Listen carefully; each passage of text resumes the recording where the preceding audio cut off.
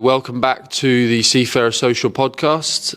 This is a very special episode. I'm once again filming face to face, and I'm at the Portsmouth Dockyards with the Harbour Master, Ben McInnes. Firstly, Ben, thank you for having me. How are you? Yeah, good, thank you. Thanks for having me on the podcast. Yeah, it feels pretty cool being here with you. How long have you been the Harbour Master at Portsmouth now? So just over 3 years as Harbour Master, and before that I was a Class 1 pilot and also the Deputy Harbour Master. So I've been at the port now over 12 years. Nice. And you took over the last Harbour Master. I believe he retired. He was here for how many years? Yeah, that's right. He was here a long time, well over 20 years, and when he retired I managed to take the crown. Nice. And how's a typical day in the life look for you at the dockyard? The dockyard really we talk about as being the Navy base. So we deal at Portsmouth Port with all the commercial traffic. So all the cruise ferries, super yachts at Gun Wharf, the Camber docks, fishing, and then cargo. So we do a lot of bananas, aggregates, so stone and building aggregates that are coming in that are dredged from the sea.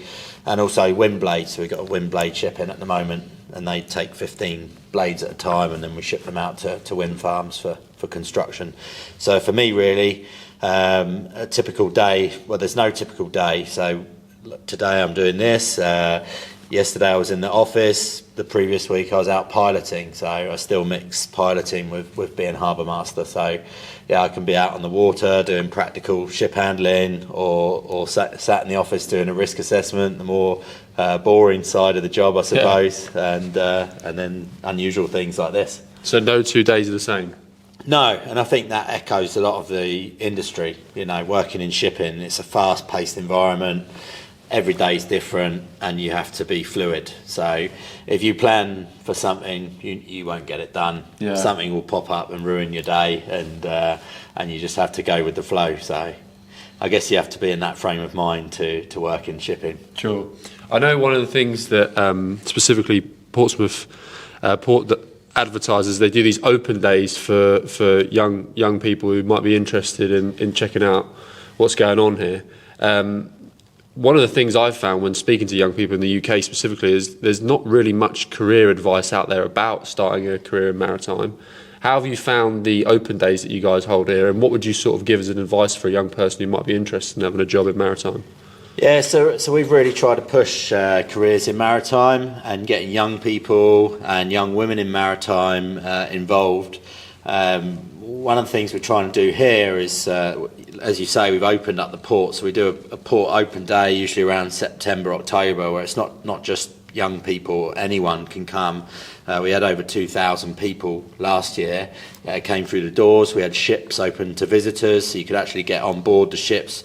We had a fast ferry from Whitelink, we had Whittaker tankers, Centre tanker, we had the tugs on display, pilot boats, and basically it was a chance for people to get on board, speak to mariners, ask them about what it's like to work on board, what sort of careers you can have. We had a massive amount of stall holders within the cruise terminal here, so people were able to go out and talk to mariners and find out about how you get into the industry.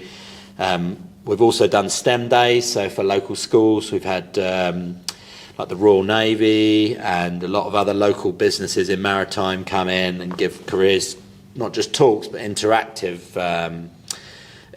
stands for the kids. So they all go to a different area at a different time. We had what's called the STEM bus came in, and that had VR headsets for all the kids. The Navy had like robotics that they could program and make it go around a circuit. So there was lots of games and interactive things, and then we took them round in one of the port buses and gave them a tour of the whole port and showed them all the different types of ships that were on board. But the key message that I try and get across when we're talking to youngsters is that the UK is an island nation, Portsmouth is an island city, you can actually canoe round it, and there's money to be made from the sea. We will always need the sea to operate as a country. We are an island, we're isolated from mainland Europe, so we're never not going to need ports and shipping, and we're short of people, and generally the pay is 20 to 30% better in maritime industry than it is for an equivalent job ashore, the other side of the restricted area. So, we're just trying to push that message locally and nationally that, there's careers to be had in maritime. We've got a shortage of people. The sea's there. Money can be made from the sea. So, how did you get inspired to pursue a career in maritime originally? Well, I grew up locally in Portchester. I was sailing with my father, mainly racing, and then I got into Sea Scouts. So I was always on the water as a child. Sea Scouts certainly gave me a lot of skills towards it, and then it was kind of an accident, really. I ended up DJing abroad in the nightclub, and then in the winter I saw an advert for seasonal work on the ferries here at Portsmouth. So I became a steward and just doing basic duties from like making beds in cabins and cleaning to pulling pints and serving dinners. It was everything on the ship. But it was there that I learned about cadetships and how you can become an officer. I was actually quite surprised to learn that you didn't actually need to have that many qualifications to start. So I had a fairly average set of GCSE results, just sort of grade C's and a few B's here and there. So really, your maths, English, science, you need to look at grade C's. And then once you've got those, you can then apply to a maritime college. So I did a cadetship with the Royal Fleet Auxiliary, and that takes you from sort of school standard education up to HND or foundation degree, and you can become a qualified officer of a ship. But the best thing is you get paid to go to university. Wow. So you're training and you don't have that debt at the end. Usually you get a job at the end of your cadetship, but what you don't have is that debt mounting up. So you're earning money all the way through, and you come out with a job, a great qualification that's useful, and you get paid to do it. Nice. And how did you, you said you sort of accidentally fell into it, but what are you doing now from your own personal brand in terms of advising the next generation about this career? I know that you obviously said there's a lot that you guys do here, but are you reaching out to some of the local schools and trying to advise them about the options that you have available? Yeah, so I've been giving talks at local schools whenever I'm asked to do so. I also have a TikTok channel. It's called the Hip Hop Ship Shop, and that sort of gives me a chance to show what we actually do in the port. So I do videos of me piloting ships into Portsmouth. Some videos of the cruise ships that come in and just like a tour around those. So that's a good way. Also reaching out through the various forums, Maritime UK, attending events and just trying to get the message out there. Also get in touch with other young seafarers that are influencers. They're building a following on Instagram, TikTok, and just trying to work with them and make sure that people are seeing their pages and trying to push that at schools, and especially for young women as a way of getting people into maritime. Yeah. We see Instagram now, and I've got 2 daughters, and you look at it and you just think that there could be a million jobs out there as an influencer, a travel influencer. But the sad fact is there's not a million jobs getting paid just to have your bikini on a page on Instagram. It's not as easy as that. But what the maritime industry can do can give you that travel experience. You'll get to visit some amazing places, earn money while you're doing it. But that's a real job, Yeah, for sure. And I think actually that's a really nice angle to sort of go into the conversation about social media, because as you said, you're a huge advocate for it and you're constantly connecting with people within the industry who are promoting it online. What's some of the cool content that's really stands out to you that you've seen where you've been like, wow, that's actually a really awesome piece of content? Yeah, so in terms of sites, I would say that LinkedIn is really good for getting connected with people within the industry and seeking employment. So that's definitely somewhere you want to be. And for the youngsters and people looking to get into the industry, like have a look out for the TikTok and the Instagram videos. So there's India Rose. She has just completed an RFA cadetship, so she's a qualified officer now, and she's recently done a round the world yacht race as navigator without GPS, so just using the stars and the sun for navigation. So cool. and her page is fantastic for young people that want to sort of get an insight into ship life. There's another young lady called Scarlett Barnett Smith, and she's on Instagram, also on LinkedIn, and she's also just completed a cadetship and is now a qualified officer. So it's young people like that are getting their content out there, getting their content seen, and the engagement with their pages is huge. You know, they're getting a lot of questions, and it's really relevant career questions as well. But also with a fun element, right? Exactly. So India did a video about stocking the ship's shop, and you would think that was pretty mundane. Huge amount of interest in it. Yeah. Because people don't think, well, there's a shop on a ship and her cabin, you know, there's a cabin. Oh, they get their own bed, you know, they've got Sky TV. You know, is it so bad? No, it's not so bad. So, yeah, the more things you can get like that, and videos of people working on ships, travelling. There's a few good cruise ship people working on cruise ships and showing you where they go, things like that. You know, the more content that's out there like that and getting people interested in a career in travel and shipping, the better, really. So nice. Let's go back to your role as Harbour Master here. What are the challenges of being a Harbour Master? So basically, a Harbour Master's job is to maintain safety in the harbour, so to provide safe berth. So within that, we have to risk assess the harbour and make sure that everything's working safely. I have a team of pilots that bring the ships in and out of port, and I also manage small areas of the port, like the Camber, where you have the fishermen, and the cross-Solent ferries, the Isle of Wight. So really it's just managing all those different parties and companies and people to make sure everyone's happy and safe. So, I mean, some of my biggest challenges come from the fishermen. You know, it's really? Certainly not the biggest money area of the port, but it's somewhere where I need to manage carefully and make sure who's getting the right berth, and that takes up a fair bit of time, which you wouldn't really think about. But a cool part of the job is the cruise ships. We've got a large cruise ship behind us today. We've taken the port in the last sort of 5-6 years from a sub 200 metre ships right up to 300 metre cruise ships, which is some of the biggest ships in the world. And my job was basically, you know, how big can we get ships into the port? So yeah, you had Virgin Voyages here for some time as well at one point, right? That's right. They'll be back in August and September doing sort of 4 or 5 day cruises out from Portsmouth. Great fun. I've been on one. Really good ships to have out at Portsmouth. But yeah, we did a lot of work to get those in. So we built the berth longer. We've made a new cruise terminal that we're sat in now, which can accommodate those larger size ships. And we had to go to the simulator to work with Virgin and work with the pilots to make sure that we could actually fit them in for a start, work out how big we could get ships into Portsmouth, and then just practice berthing and taking them in, out, using towage with them. And so that was kind of like a cool project to be involved in. And yeah, I bet. What about the innovation and technology you've seen in the harbour? I mean, I know that obviously, as you're saying, you're doing some simulations with Virgin Voyages. We're in a beautiful brand new building here, which is extremely updated. But what sort of specific technology and innovation have you seen which has created more productivity within the port and harbour? Yeah, so a lot of ports now are going smart, so we're upgrading all our systems for getting freight in quicker and reducing queues for both passengers and freight.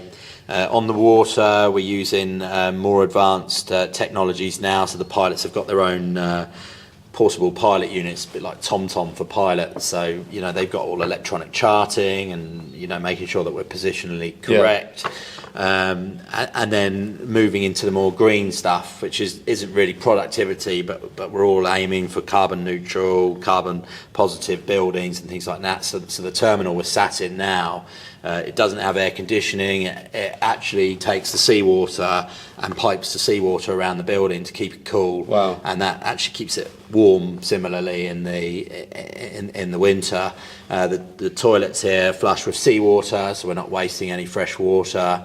And the whole of the roof is decked in photo cells, so it's all the solar panels up above that are powering the terminal now. And we actually feed energy back into the grid, so all the time it's sunny. We also charge a battery which keeps the terminal going overnight. So this is one of the most efficient terminals in the world. Wow. What about autonomous shipping? I've heard that there's been a couple of the tugboats that have come through here, or was it in Southampton, the autonomous ones?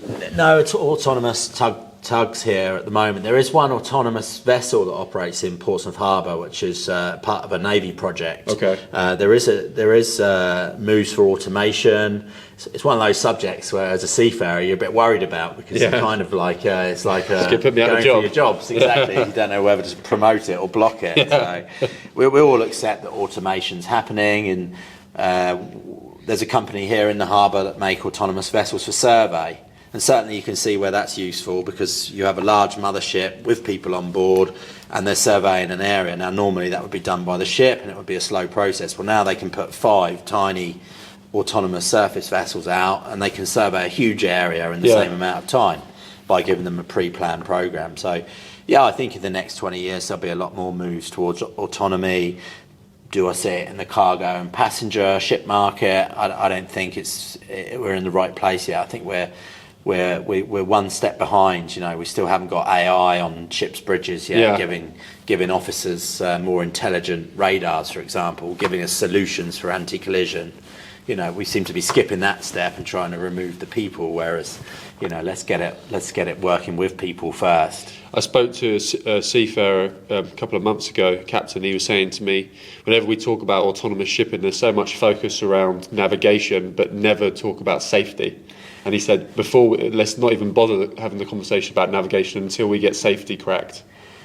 Exactly that. Similar to an aircraft, we all know that the aircraft can take itself off, it can land itself, and it can fly the passage. But do you want to get on an aircraft with your family with no people in that cockpit? Because when something goes wrong, you want someone there that can just take the reins. And without the people there to do that, then you don't have safety, and that would be the end of it. We've all got smart cars now. Half the dashboard is a tablet in most new cars now, and I've certainly got a new car with a tablet dashboard, and I can tell you that crashes. And when that happens on a ship coming into port, what's going to be the effect of that? So, yeah, I'm all for progress in technology, but I think we still need. I think we're a long way off seeing completely unmanned vessels doing traditional cargo and passenger jobs. I agree. And I think for the cruise ships as well, I don't think you could ever go autonomous, because I think part of the sales point are the people, right? Your assets are the customers that come on board, and they want to be served by people. It's part of the experience. Exactly that. Yeah, a lot of the cruise ships that will come out of Portsmouth, everyone's listening for the captain's announcement where they're going. People pay hundreds of pounds just to have dinner with the captain sometimes. Exactly. So yeah, I can't see that being a way. I don't think they want to have dinner with a robot. So. Exactly. To conclude, you spoke about the next 20 years in terms of you don't see that happening, but what do you see happening over the next 20 years here specifically while you're Harbour Master? Well, it's big changes here at the port. So we're about to embark on a huge project, which is it's a shore power project. So we're about to dig up all the ground outside that you can see behind me, and we'll be installing a 15 megawatt shore power installation, which basically means when cruise ships and ferries are alongside, their engines can be completely switched off and we'll run the ship. It'll be the first multi-user large power availability shore installation in the UK. We've got government funding to assist us with that, and there'll be a lot of new technology there.